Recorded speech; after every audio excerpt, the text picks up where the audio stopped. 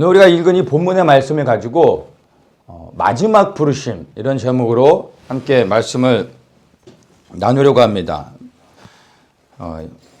이 본문은 포도원 품꾼의 비유입니다.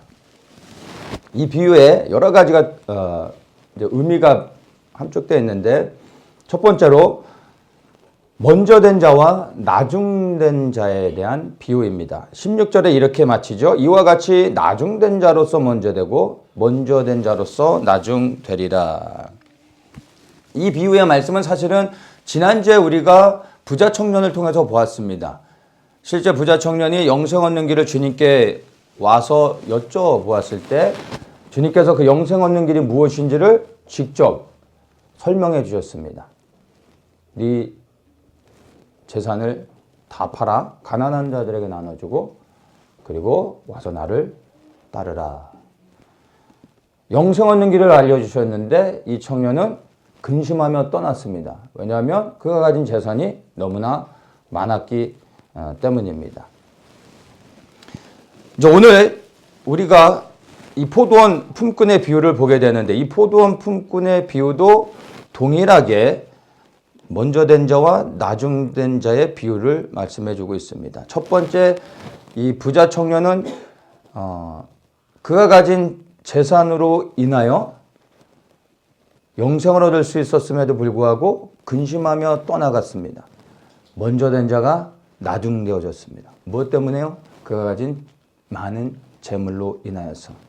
오늘 이 포도원 품꾼의 비유를 통해서 먼저 된 자와 나중된 자에 대한 이 의미는 이렇습니다. 이 포도원 품꾼이 아침부터 수고하여 일을 하게 됩니다. 그리고 그 일한 대가로 보상을 받게 되는데 그가 일한 것과 받는 보상으로 인하여 주인을 원망하게 됩니다. 근데 그 원망이 곧 먼저 된 자로서 나중되어지게 되는 의미를 갖고 있습니다. 우리가 주님을 위해 충성스럽게 헌신하고 섬겨서 보상을 받게 되는데 그 보상에 대하여 주님을 원망하다가 먼저 된 자로서 우리가 나중되어질 수 있다는 것입니다. 부자 청년에게 영생 얻는 길을 알려주셨는데도 불구하고 근심하며 떠나가 나중됐던 것처럼 우리가 주님의 일을 충성스럽게 섬기고 모든 일을 마치고 난 후에 우리가 주님을 원망하다가 먼저 된 자로서 나중되어질 수 있다는 것을 우리는 이 나누게 될 이 포도원 품꾼의 비유를 통해서 우리가 보게 될 겁니다. 두 번째로 이 포도원 품꾼의 비유는 천국에 대한 비유입니다. 1절에 이렇게 시작하죠. 천국은 마치 하면서 포도원 품꾼의 비유를 말씀해 주고 있습니다. 그래서 이 포도원 품꾼의 비유는 천국에 들어가는 것에 대한 비유의 설명이 되는 겁니다. 그래서 이 포도원 품꾼의 비유를 종합적으로 보면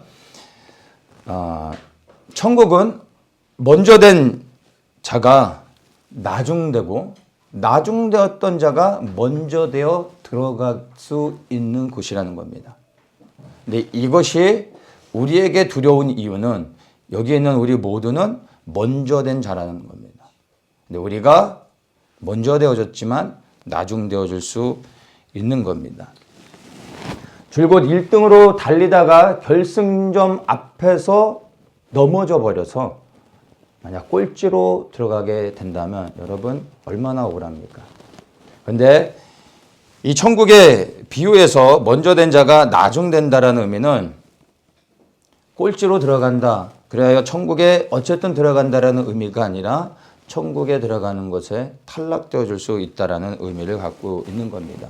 그래서 이 나중된다라는 건 조금 안타까운, 아쉬운 이런 정도로 끝나는 것이 아니라 영원히 슬퍼하게 될 일이라는 겁니다.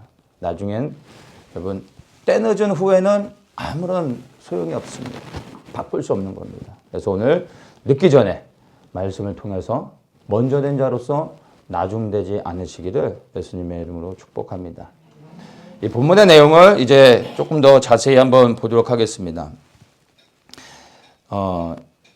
이 비유의 말씀을 문자적 의미대로 그대로 조금 자세하게 이것들을 설명하고 난 후에 이 안에 담겨져 있는 의미들을 우리가 조금 더 자세히 보도록 하겠습니다.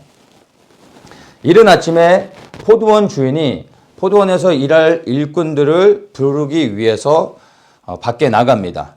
그리고 이제 그 일꾼들을 만나서 포도원에 들여보내면서 그들과 계약을 하는 겁니다. 밖에 나가서 일꾼을 부를 때 무조건 데려가서 일을 하고 끝날 때 내가 얼마를 주겠다라고 말하는 게 아니라 우리 포도원에 가서 어떤 일을 할 거다.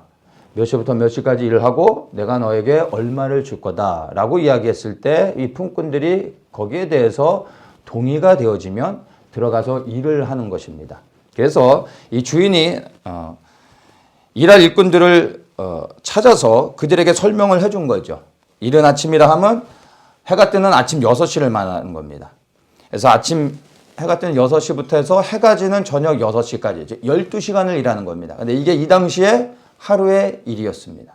그리고 그렇게 일해서 받는 보상이 한 데나리온이었습니다. 이것은 그 당시에 하루를 일하고 받는 적정 임금이었습니다. 그래서 포도원에 들어가 너희들이 해 뜰 때부터 해 질 때까지 일을 하고 그리고 내가 너에게 한 데나리온을 주겠다. 모든 품꾼들도 여기에 동의를 하고 포도원에 들어가 일을 하게 된 겁니다. 그래서 이 포도원 품꾼들이 주인과 분명하게 계약을 했다라는 것을 우리가 이해를 해야 됩니다. 그리고 시간이 좀 지나 3절에 보면 3시에 주인이 또 장터에 나가봤다고 합니다. 여기서 3시라 하면 아침 9시를 말합니다.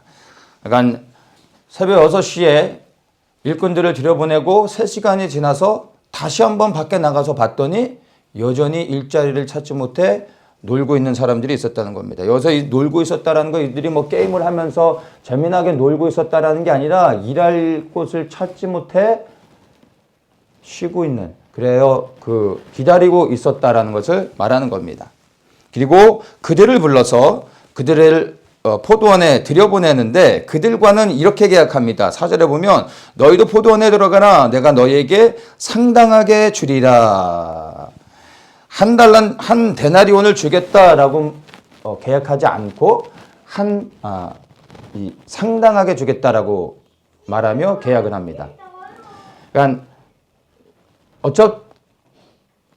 어쨌든 아침 6시부터 일을 한 것이 아니기 때문에 한 데나리온을 받을 생각은 안 했을 겁니다. 요구할 수도 없었겠죠. 근데 이 주인이 한 데나리온에서 3시간 빠진 금액을 내가 주겠다라고 하면 정확한 금액을 이야기한 것도 아닙니다. 상당하게 주겠다. 근데 이 상당하다는 게 얼마인지는 모르지만 하여튼 주겠다는 겁니다. 그렇죠? 이것을 우리가 잘 이해해야 됩니다. 그리고 이 품꾼들은 동의합니다. 왜냐하면 아침 6시에 일자리를 못 얻었었는데 아침 이제 3시간이 지나 아침 9시인데도 들어가 일을 할 수 있다는 건 이들에게는 정말 좋은 기회가 되는 겁니다. 그래서 이들이 들어갑니다. 자, 그리고 주인이 또다시 6시와 9시에 나가봅니다. 12시 정오와 오후 3시에도 나가봤더니 여전히 일자리를 찾지 못해 기다리고 있는 사람들이 있었던 겁니다. 이들도 들여보냅니다. 그리고 마지막으로 한 번 더 나갑니다. 11시. 저녁 5시입니다. 이제 1시간이 지나면 해가 지는 6시가 됩니다. 그러면 그때는 이제 모든 일을 끝내는 겁니다. 1시간을 남겨놓고 나가서 다시 품꾼들을 불러 그들을 포도원에 들여보냅니다. 7절에 이렇게 얘기하죠. 너희는 어찌하여 종일토록 놀고 여기 섰느뇨? 왜 일하지 않고 있느냐? 품꾼들이 대답합니다. 우리를 품꾼으로 쓰는 이가 없음이니이다. 일하기 싫어서가 아니라 일하고 싶지만 불러주는 사람이 없어서 이들이 일을 할 수 없었던 겁니다. 주인이 너희도 포도원에 들어가라. 그리고 그 계약 내용은 4절에 상당하게 주리라 라는 것과 동일한 겁니다.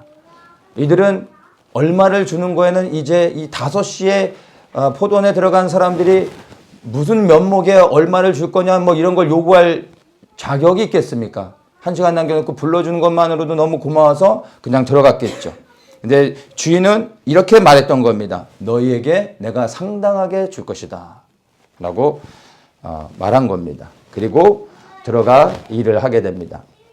자, 이제 모든 일을 마치고 해가 졌습니다. 이제 일당을 계산해서 줘야 될 시간이 됐는데 8절에 보면은 포도원 주인이 청지기에게 이르되 품꾼들을 불러 나중 온 자로부터 시작하여 먼저 온 자까지 삭슬 주라.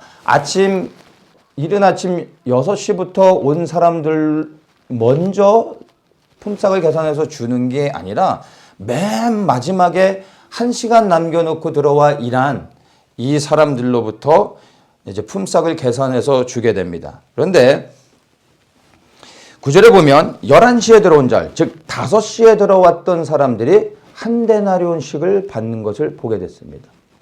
그랬더니 이른 아침 6시부터 일했던 사람들이 갑자기 마음이 싱숭생숭해지는 겁니다. 가슴이 막 뛰기 시작하고 왠지 뭔가 막 기대가 되어지는 겁니다. 왜냐하면 1시간을 일했던 사람이 한 데나리온을 받았어요. 하루 종일 12시간을 일해야 받는 금액을 1시간을 일한 사람이 받았어요. 그러니까 이 제일 먼저 와서 일했던 사람들이 떡 줄 사람은 생각도 안 하고 있는데 마음이 막 흥분되기 시작하는 거야. 야, 나는 최소한 한 달란트 반은 받겠구나. 막 기대가 되는 거예요. 그런데 10절에 이렇게 얘기합니다. 먼저 온 자들이 와서 더 받을 줄 알았더니 저희도 한 데나리온씩 받은지라. 그들도 한 데나리온을 받았습니다.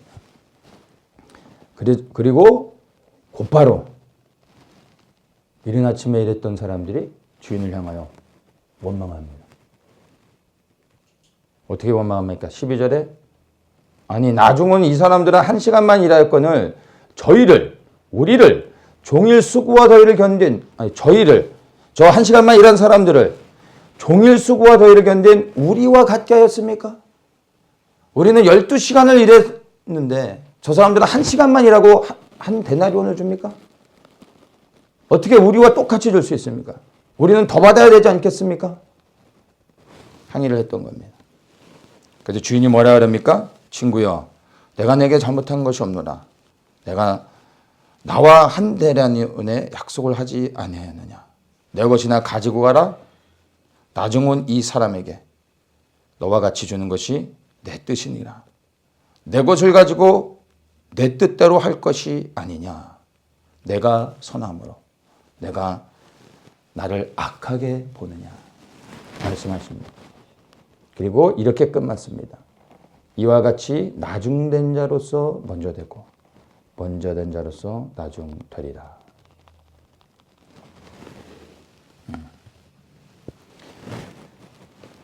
이른 아침부터 일했던 사람들이 원망했던 근거가 무엇입니까? 1시간 일한 사람이 똑같이 받았다라는 겁니다. 그래서 우리는 더 받아야 된다는 겁니다. 그리고 이 주인의 대답이 무엇인지 우리는 말씀을 통해 분명히 보았습니다.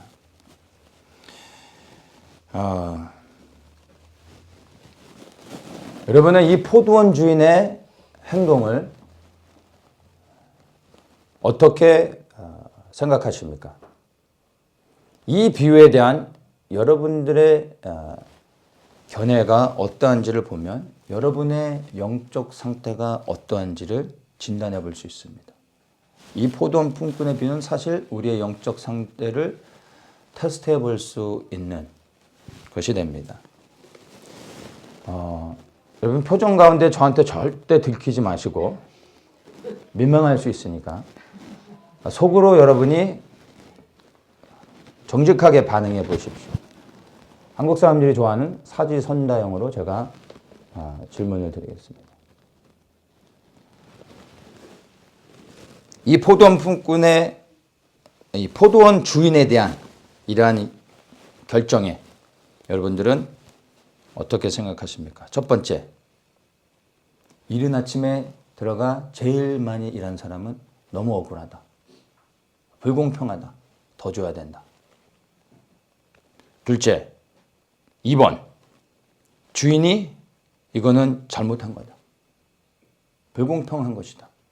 이거는 정말 갑질이다. 이거 고소해야 된다. 세 번째, 3번, 나중 온 사람들은 그건 재수가 좋았던 거다. 정말 운이 좋은 거다.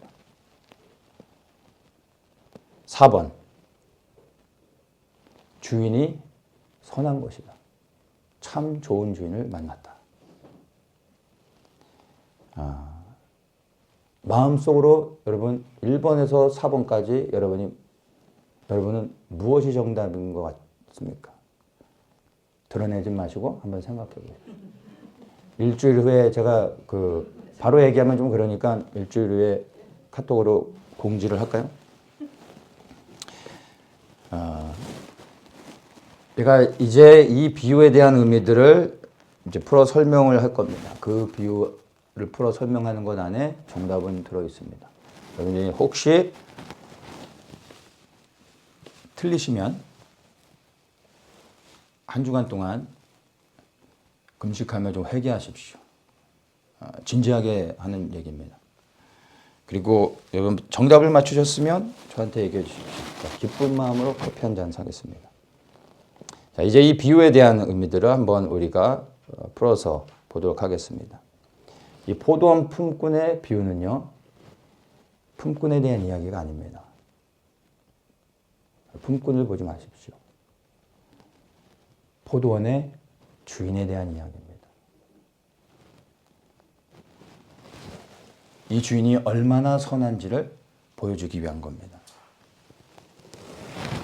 아침에 제일 먼저 들어가 일했던 이 포도원 품꾼들은 절대로 주인을 원망해서는 안 됩니다.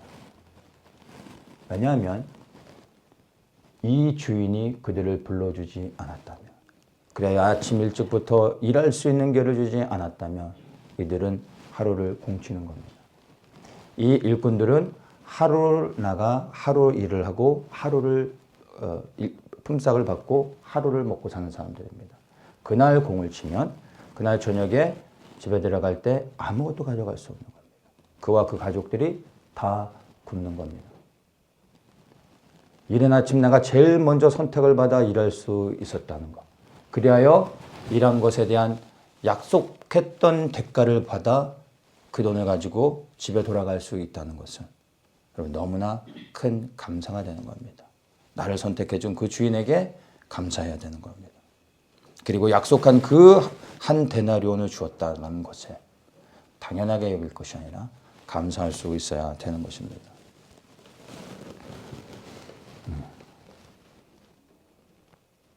주인이 무엇을 잘못했습니까? 우리가 다시 한번 이 주인이 품꾼과 맺은 계약을 재차 확인해 보도록 하겠습니다. 2절에 보면 저가 하루 한 데나리온씩 품꾼들과 약속하여 포도원에 들여보냈다라고 말합니다. 그리고 나서 한 데나리온을 주었다라고 얘기합니다. 법적으로 잘못한 게 뭐가 있습니까? 윤리적으로, 도덕적으로 도대체 주인이 잘못이 무엇입니까?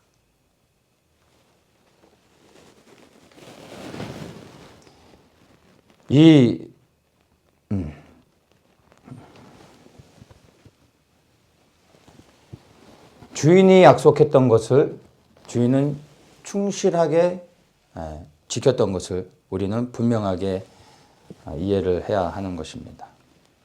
자, 이젠 중간에 들어갔던 품꾼들, 그리고 특별히 1시간을 남겨놓고 들어가 일을 했던 그 품꾼들, 이들을 우리가 한번 볼 필요가 있습니다. 자, 이들과는 어떻게 계약을 했습니까? 한 데나리온이 아닌 상당하게 주리라 라고 계약을 했습니다. 근데 이 상당하게 주리라 라고 하는 것은 이걸 이제 ESB에서 보면은 You go into the vineyard too. Whatever is right, I will give you. 이렇게 말합니다. Whatever is right. 무엇이 옳은 것이든 무엇이 정당한 것이든 내가 그것에 대한 공정한 값을 줄 것이다 라고 약속한 겁니다. 이게 상당히 주겠다고 약속한 내용인 겁니다. 그러니까 이것에 대한 정확한 해석은 주인만 아는 겁니다. 아무도 모르는 겁니다. 중요한 건 너가 일한 만큼 내가 줄 것이다 라는 의미는 누구나가 해석할 수 있는 겁니다. 그러나 실제 그 금액이 얼마인지는 주인이 정하는 겁니다. 너가 열심히 일하면 내가 일한 것에 대한 만큼 공정하게 줄 것이다. 그러나 너가 게을리 일했다면 내가 적게 줄 것이다. 라고 우리가 해석할 수 있는 겁니다. 그러면 중간에 들어갔던 사람들의 태도는 어찌해야 됩니까? 조금이라도 더 받기 위해 열심히 일을 해야 되는 겁니다.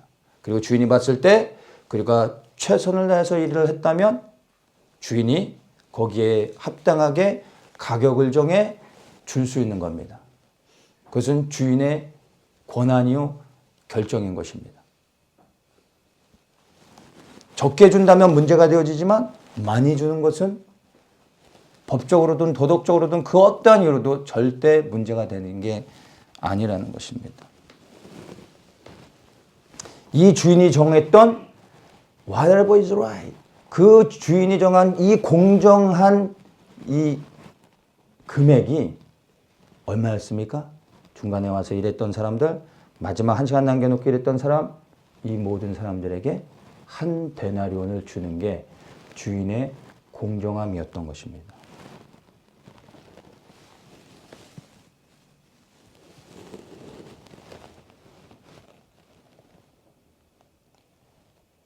나중 온 자들에게 너와 같이 주는 게 내 뜻이다. 이것이 주인의 공정함, 주인의 선한 마음이라는 겁니다. 이것을 가지고 굳이 우리가 주인이 잘못했다라는 것을 지적한다면, 굳이 하나를 지적한다면 이겁니다. 주인이 너무 선하다는 겁니다. 너무 착한 주인이라는 겁니다. 그런데 여러분, 이런 주인은 세상에 없습니다. 혹시라도 여러분이 이른 아침부터 일했는데 1시간 일한 사람이랑 혹시 같이 받지 않을까 하는 염려를 절대 하지 마십시오. 이런 일은 절대 일어나지 않습니다. 세상에 이런 주인은 없습니다. 제가 청년 시절에 군대 가기 전에, 그리고 이제 군대 갔다 와서 이제 대학을 복학하기 전에 잠시 노가다를 한 적이 있습니다. 청년 시절에. 그래서 제가 이 포도원 품꾼의 비유를 너무나 제가 온몸으로 공감할 수 있습니다. 이 현장에서 일을 하기 위해선 30년 전엔 인력사무소라는 곳이 있었습니다. 노가다 하는 사람들이 이제 가는 곳이에요. 그 인력사무실에 가서 기다리면 현장에 있는 그 반장들이 봉고차를 갖고 옵니다. 10%를 데려가면 10%를 떠주는 거예요. 그런데 가기 싫으면 온전히 10%도 안 주고 내가 다 갖고 싶으면 어느 특정한 지역에 특정한 장소에 가면 사람들이 모여 있습니다. 거기에 서 있으면 이른 아침에 한 7시, 6시에서 7시 사이에 봉고차가 옵니다. 그럼 사람들이 몰려요. 봉고차에서 반장이 내려서 어디서 일을 하고 어떤 일을 할 것이고 얼마를 주겠다. 원하는 사람 물어봐요. 그러면 사람들이 막 손을 들어요. 그러면 반장이 딱 보고 마음에 드는 사람을 선택합니다. 당신 차에 타. 가고 싶어서 다 손을 대는데 여러분, 손 든다고 다 선택받아서 가는 게 아니에요. 반장이 봤을 때 일을 잘할 것 같은 사람을 선택해서 내려갑니다. 저는 이때 선택돼서 뽑혀간 사람들의 마음을 100% 압니다. 그리고 여기에서 선택되지 못해서 남는 사람들의 마음도 압니다. 제가 첫 번째 선택을 당해서 봉고차에 타고 일을 해본 적도 있는데 손을 들었는데 어느 날은 저를 안 데려가더라고요. 도대체 이해가 안 가는 거예요. 저 사람은 그렇게 나 일 잘하는 사람인데 이렇게 사람을 못 보나? 저를 안 데려가더라고요. 그 기분이 정말 안 좋습니다. 근데 다행히 저는 공쳐본 일은 없습니다. 두 번째, 세 번째에는 꼭 일을 나갔습니다. 근데 제가 그 다음날에 다시 아침에 나가보면 그때는 제가 뭐 청년이었으니까 40대, 50대 되는 이제 아저씨들이 얘기를 하는 걸 들어보면 막 화가 나서 막 욕을 하면서 얘기해. 근데 이분은 어제 공신 거예요. 막 화를 내면서 얘기를 하는데 제가 봐도 제가 반장이어도 좀 안 데려가고 싶은 사람이에요. 근데 저는 다행히 공쳐본 적은 없지만 공치더라도 저는 뭐 그 당시에 이제 청년 아닙니까? 이게 직업도 아니고 부양일 가족이 있는 것도 아니고 공치면 그냥 집에 가서 쉬면 되는 거예요. 그렇잖아요? 때 돼서 그냥 복학하면 되는 건데. 근데 40대 50대 되는 이분들은 하루를 벌어 하루를 사는 사람들입니다. 하루를 공치면 굶는 거예요. 근데 이 사람들에게 있어서 그날 선택받아 일을 한다는 건 너무나 중요한 겁니다. 그래서 제가 맨 먼저 선택받아 포도원에 들어갔던 사람들의 마음을 저는 정확히 압니다. 분명하게 압니다. 이들은요, 너무나 기뻐했을 겁니다. 너무나 기뻐했을 것입니다. 그리고 자기를 데려간 이 사람한테 감사했을 겁니다. 근데 내가 그렇게 선택받아서 제일 먼저 들어가서 일을 할 때 내가 선택받은 것에 대해서 기쁨이 있고 감사가 있겠지만, 그러나 정말로 이와 같은 것을 내가 경험한다면, 내가 제일 먼저 들어가 일을 했는데 나중에 1시간 남겨놓고 들어와서 일한 사람이 나하고 똑같은 금액을 받았을 때 저는 그 1시간이라고 저와 똑같이 받은 사람을 보며 정말 부러워했을 겁니다. 저 사람 정말 운이 좋네. 라스미닛에 들어와가지고 받을 거 다 받고 가는 거야. 아, 저 사람 정말 운이 좋은 사람이다. 저는 이렇게 그 사람을 부러워했을 겁니다. 그러나 결코 주인을 향하여 욕하거나 원망하지 않았을 겁니다. 왜냐하면 내가 계약한 돈을 받았기 때문입니다. 그리고 이 주인이 정말 선한 사람, 정말 착한 사람이다 라고 생각했을 겁니다. 중요한 것은 제가 주인을 욕할 수 없다는 겁니다. 왜냐하면 내가 한 계약에 대하여 나는 온전하게 받았기 때문입니다. 중요한 것은요, 주인이 정말로 좋은 사람이라는 겁니다. 말씀드렸지만 여러분, 세상에 이런 주인은 없습니다. 이런 일은 없습니다. 그런데 이런 분이 지금 세상에는 없으신데 이제 곧 오실 겁니다. 그분이 예수 그리스도이십니다.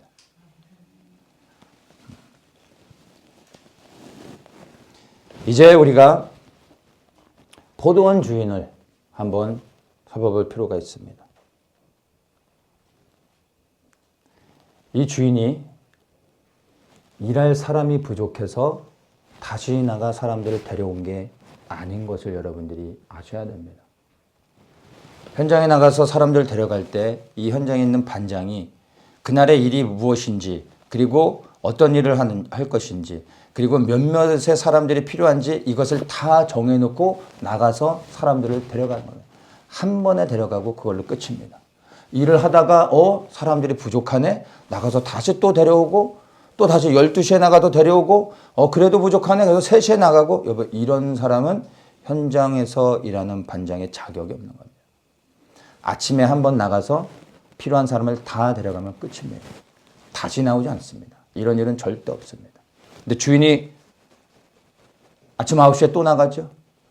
12시에 나가죠. 3시에 나가죠. 1시간 남겨놓고 또 나갑니다. 왜 나갔습니까? 일할 사람이 부족해 더 일할 사람을 구하기 위해서입니까? 아니죠. 나가서 놀고 있는 사람들을 향해서 묻지 않습니까? 어찌하여 종일토록 여기 서 있느냐? 왜 일하지 않고 있느냐? 우리 써주는 사람이 없어서 그렇습니다. 여기도 들어가서 일해라. 왜 나갔습니까? 일할 곳을 찾지 못하고 기다리고 있는 사람들 불쌍히 여겨서 그들로 하여금 일할 수 있는 기회를 주기 위해서, 포도원 품꾼이 더 필요해서가 아니라 이들로 하여금 일하게 하고, 그리하여 이들에게 정당한 값을 주기 원해서 그들의 필요를 채워주기 위해 나가서 일꾼들을 불렀던 것입니다. 그래서 제일 먼저 이른 아침부터 들어가 일을 했던 사람들, 땀 흘리며 수고했던 이 사람들이나 한 시간을 남겨놓고 들어가서 일한 사람이라 모두가 다 이 주인에게 감사할 수밖에 없는 것입니다. 먼저 들어간 사람은 제일 먼저 선택받았기 때문에 하루 종일 나에게 일할 수 있는 기회를 줬다는 것에 감사해야 됩니다. 한 시간 남겨놓고 들어간 사람은 이제 공치는 날이었는데 그 한 시간을 남겨놓고 그래도 일할 수 있는 기회를 줬다는 것에 대해서 주인에게 감사해야 되는 것입니다. 이 포도원 품꾼의 비유는 여러분 천국에 대한 비유라고 이야기를 했습니다. 포도원은 천국을 의미합니다. 포도원의 주인은 천국의 주인이신 하나님을 의미합니다. 이 포도원에 들어가 일하는 품꾼들은 하나님의 은혜로 구원을 받은 자들, 그리하여 천국에 들어간 자들, 그리고 그 천국의 일들, 하나님의 일들을 위하여 부름을 받은 자들을 이야기합니다. 그리고 이 한 데나리온은 하나님 나라를 위하여 수고한 사람들에게 보상되어지는 것입니다. 그리고 마지막으로 이 모든 사람들에게 동일하게 품삯을 주신 것은 하나님의 공의입니다. 여기서 이 상당하게 주겠다라고 말씀하셨을 때 이 상당하게라는 단어가 디카이오스라는 단어입니다. 이 디카이오스라는 단어의 뜻이 righteous, 즉 하나님의 공의를 말하는 것입니다. 상당하게 준다는 것은 하나님의 공의로 주겠다라는 겁니다. 그래서 맨 마지막에 들어간 사람에게 처음부터 일한 사람과 똑같이 주고자 하는 게 곧 하나님의 선하시며 하나님의 공의가 되는 겁니다. 먼저 들어간 자나 나중 들어간 자나 제일 수고하고 땀 흘린 자나 적게 일한 자나 많이 일한 자나 차별 없이 동일하게 모든 사람들에게 베풀어 주시고자 하는 것이 하나님의 마음이요 하나님의 공의라는 것입니다. 근데 감히 누가 이 하나님의 공의 앞에서 악하다 말할 수 있는 겁니까? 하나님의 이 선하심을 향하여 원망할 수 있는 겁니까? 그 하나님의 공의가 우리를 구원하신 겁니다. 이렇게 대우하지 않으셔도 되는데 우리를 이렇게 구원하신 겁니다. 더 주지 않으셔도 되는데 우리를 구원하지 않으셔도 되는데 그 하나님의 공의가 우리에게 구원의 은혜를 베풀어 주신 겁니다. 근데 어떻게 나를 천국에 받아주시고 그 하나님 나라를 위해 수고할 수 있도록 허락해 주시고 그 수고의 보상으로 채워주시는 하나님의 풍성케 하시는 것들이 있음에도 불구하고 어떻게 그것을 향하여 원망할 수 있습니까? 내가 좀 일했다고 고생 좀 했다고 원망한다면 하나님의 선하심을 향하여 악하다라고 말하는 것입니다. 왜 이런 마음을 갖게 될까요?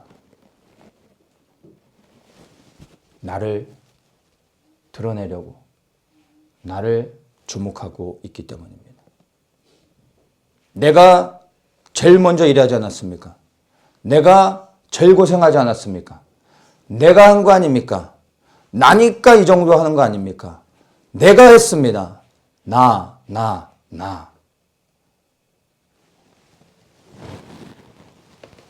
근데 왜 반대로 이렇게 생각을 할 수는 없을까요? 주인님, 왜 나 같은 쓰레기를 쓰셨습니까? 왜 나 같은 사람을 제일 먼저 불러주셨습니까? 왜 나 같은 사람한테 이런 기회를 주셨습니까? 왜 나 같은 사람에게 이런 은혜를 주셨습니까? 라고 반문할 수는 없을까요?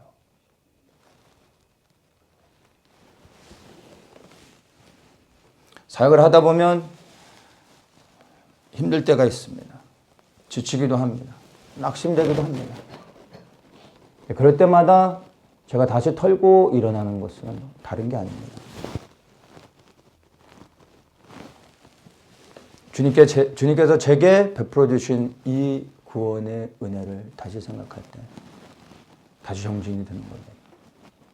주님이 나를 어떻게 구원해 주셨는지, 나 같은 사람을 주님께서 불러주신 것들을 생각할 때 지치다가 낙심되다가도 다시 힘을 얻어 일어나게 된다는 것입니다.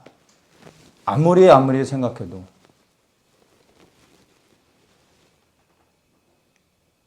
정말로 이해가 안 가는 거야.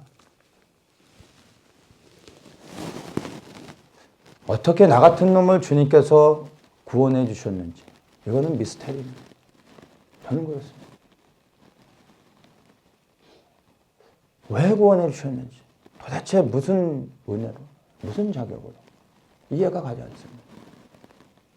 구원해 주신 것만도 감사한데 이 마지막 시대를 깨어나게 하시고 그리고 주의 종으로까지 불러주셨던 걸 생각할 때 저는 가슴이 벅차오릅니다. 정말로 해석 불가. 주님 만나면 꼭 여쭤보고 싶습니다. 왜 그렇게 하셨는지. 도대체 이해가 되지 않습니다. 저는 10년 전에 주님께서 마지막 때를 초자연적으로 계시를 열어주시면서 깨어나게 하셨습니다. 그런데 그 순간 그 즉시로 모든 죄의 길에서 완전히 돌아서게 하셨습니다. 이건 정말 초자연적인 일이었습니다. 해석이 안 되는 거예요. 저는 신앙생활도 너무 잘했고요. 그러면서 죄도 정말 잘 졌습니다. 두 가지를 정말 잘했습니다. 이게 어떻게 가능하냐고요? 여러분, 종교인으로 살아가면 이게 가능합니다. 해본 사람만 하는 겁니다. 그런데 이 마지막 때를 깨닫게 하시는 순간 제가 지옥을 향해 가던 그 길에서 즉시로 돌이키게 하시고 저를 끊어내고 주님을 향하여 살아갈 수 있도록 해주셨습니다.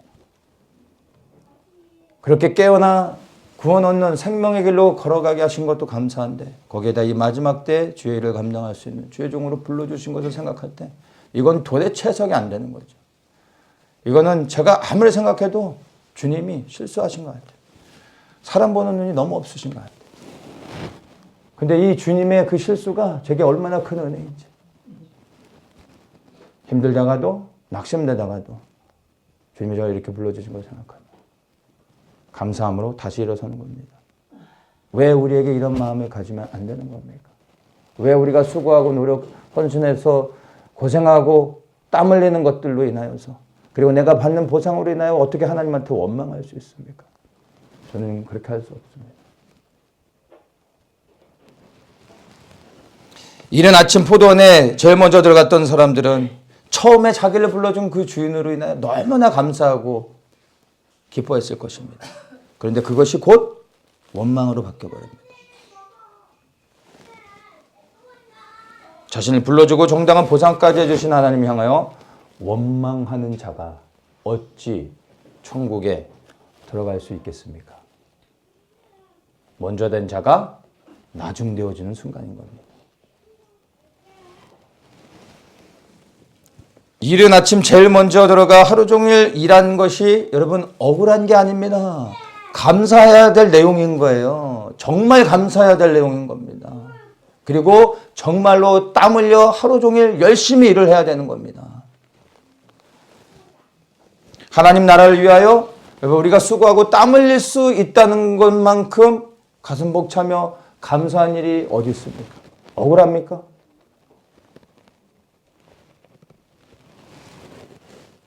여러분, 먼저 된 자로서 여기는 우리 모두에게 해당되는 겁니다. 우리가 주의해야 될 것이 있습니다. 나 자신을 주목하지 마십시오. 날 초점에 맞추지 마십시오.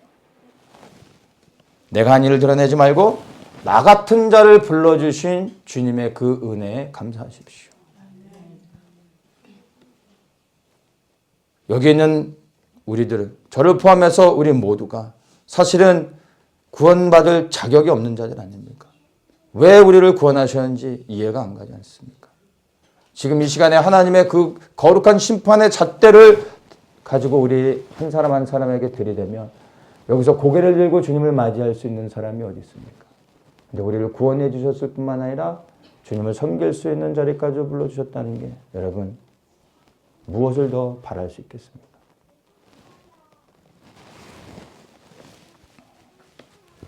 우리가 이 땅에서 모든 수고를 마치고 마지막으로 주님께 올려드릴 우리의 고백은 이거 하나입니다. 주님 홀로 영광 받으시옵소서. 우리는 이 땅에서 수고하고 땀 흘리지만 그러나 영광은 오직 예수님만이 받으셔야 됩니다. 그분께만 모든 영광과 찬송을 올려드려야 되는 겁니다. 우리의 모든 수고는 십자가 뒤에 가려져야 되는 겁니다. 절대 우리를 드러내서는 안 되는 겁니다. 이 땅에 살아가는 날 동안 구원받은 자들로서 주의 영광을 위하여 우리가 조금이라도 수고할 수 있다면 그것은 우리에게 있어 가장 큰 영광스러운 삶이 되어지는 겁니다. 우리가 예수님을 믿는 이 신앙의 연륜으로 본다면 먼저 된 자들입니다. 그런데 이 포도원에 아침 일찍 들어간 자들로 우리를 볼 수 있습니다. 그래서 먼저 된 자가 나중되지 않도록 해야 됩니다. 그런데 이것을요, 이제 시대적으로 다시 이 포도원 품꾼의 비유를 본다면 사실 우리는 먼저 된 자가 아니라 맨 나중에 택함을 받아 1시간 남겨놓고 포도원에 들어가 일하게 된 자입니다. 신앙의 연륜으로 본다면 여기 있는 사람들은 아침 일찍 들어가 일한 사람들이지만 그러나 시대적인 이 흐름 안에서 우리 자신을 다시 본다면 우리는 1시간 남겨놓고 주인에게 선택을 받아 포도원에 들어가 일할 수 있는 기회를 얻은 은혜를 입은 자라는 겁니다. 마지막 사명, 이 마지막 때에 하나님의 거룩한 사명을 위하여 택함받은 겁니다. 하나님께서 각 시대마다 하나님의 사람들을 부르셨습니다. 그리고 이제 주의 오심이 임박해진 이 시대 가운데서도 주님께서 그 일꾼들을 찾으십니다. 부르고 계십니다. 그런데 이 부르심은 이제 마지막입니다. 항상 부르시는 게 아닙니다. 왜냐하면 일할 시간이 이제는 끝나가고 있는 것입니다. 지금 우리는 마지막 남은 이 1시간에 극적으로 부르심을 받은 자들이라는 겁니다.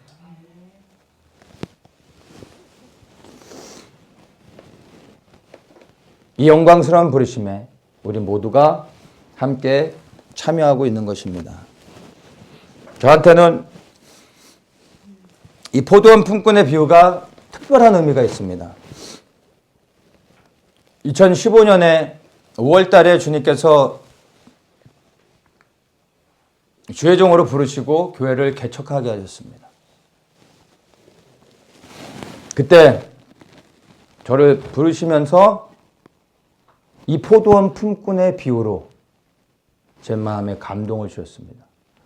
너의 이 부름은 마지막 1시간 남겨놓고 포도원에 들어가 일한 일꾼의 부름이다 라는 감동을 너무나 분명하게 주셨습니다. 저는 이 감동을 받을 때 너무나 두려웠습니다. 이것을 내가 거절하는 순간 이 부르심은 다시는 내게 오지 않는다는 것.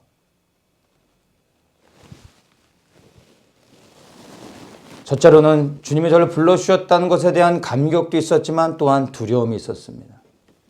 그리고 이 부르심의 긴박함을 깨닫게 되었습니다.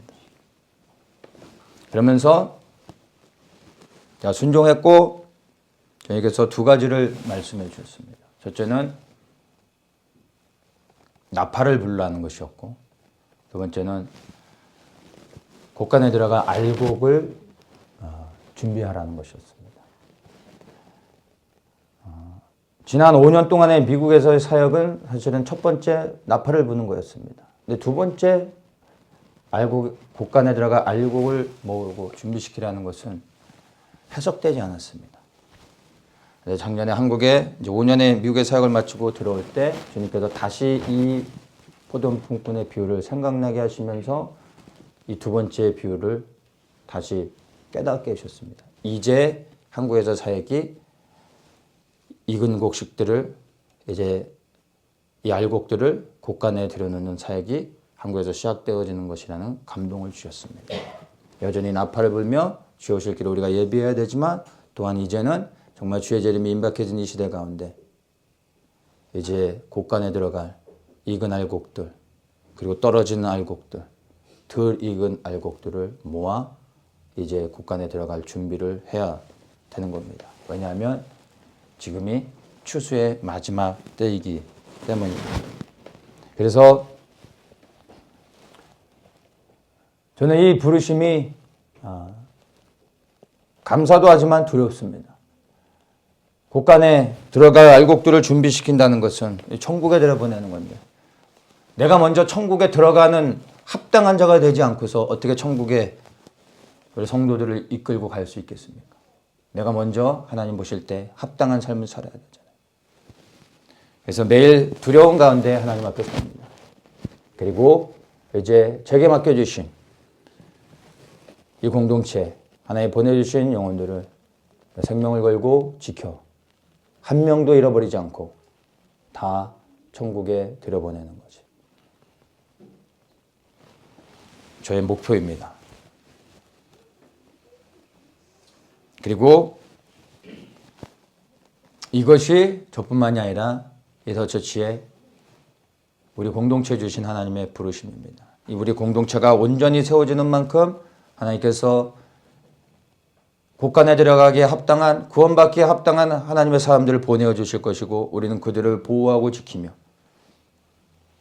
양육하고 준비돼 군사로 세우며 이 공동체를 지켜가며 그렇게 준비되어야 하는 것입니다. 마지막 순간까지 나팔을 불고 알곡을 모아 곡간에 들어가게 하는 이 일은 혼자 감당할 수 있는 것이 아니라 우리가 머리 대신 그리스도께 함께 순종하며 연합하여 이 일들을 동역하여 이루어가야 한다는 것입니다. 그래서 이 일들을 위해 우리가 함께 연합하여 모여 있는 것입니다. 그래서 주의 길을 예비하며 끝까지 우리의 부르신 이 부르심의 자리를 지켜가는 것이 우리 사명을 감당하는 것이 되어질 것입니다. 이 마지막 한 시간을 남겨놓고 택한 자들에게 주님께서 요구하시는 게 무엇이겠습니까? 주인이 했던 말을 기억하십시오. 너희에게 상당하게 주리라. 하나님의 공의로 결산하실 겁니다. 우리가 생명 들어 주님을 섬기면 우리는 하나님의 그 공의에 결산을 통해 생명을 얻게 될 것입니다. 그러나 우리가 게으르고 나태하고 불순종하고 하나님을 원망한다면 우리의 마지막 결산은 하나님의 심판이 되어질 겁니다. 우리는 마지막 때를 살아가고 있습니다. 그리고 마지막 시대에 마지막 부름을 받았습니다. 마지막 일꾼들로 택함을 받은 것입니다. 이렇게 부름을 받은 우리에게 이제 남은 것이 무엇입니까? 우리를 택하여 주신 마지막으로 우리를 택하여 주신 그 주님께 감사하며 우리의 모든 것을 드려 주님을 위하여 섬겨야 되지 않겠습니까? 이제 1시간 남았습니다. 뭘 더 기다립니까? 눈썹이 휘날리도록 들어가 뛰어다니며 일해야 되지 않겠습니까? 그게 우리에게 하나님이 요구하시며 보시는 겁니다. 그리고 그 하나님의 공의의 잣대로 우리를 심판하실 겁니다. 이 땅에 거룩하게 구별된 남은 자들을 마지막으로 부르셔서 주의 오실 길을 예비케 하고 계십니다. 우리는 이 영광스러운 마지막 부르심에 초청을 받은 사람들입니다. 이 거룩한 부르심에 여러분 기쁨으로 여러분 반응하며 일어나시길 축복합니다. 우리가 이러한 부르심의 사명을 감당하고 끝까지 믿음을 지키며 순종할 때 주님께서 우리를 예비하신 영원한 천국으로 인도하실 것을 믿습니다. 같이 기도합니다. 우리를 마지막 한 시간을 남겨놓고 이 시대에 구별하여 불러주심을 감사합니다. 맡은 자에게 구할 것은 충성이라 말씀하셨는데 우리의 생명을 들여 주님 앞에 충성하며 나아가겠습니다. 주님을 온전히 그리고 끝까지 섬길 수 있는 믿음과 능력을 우리 가운데 부어 주시옵소서. 주님 오시옵소서. 주의 길을 예비할 수 있는 하나님의 사람들로 일어나게 하여 주시옵소서. 예수님의 이름으로 기도합니다.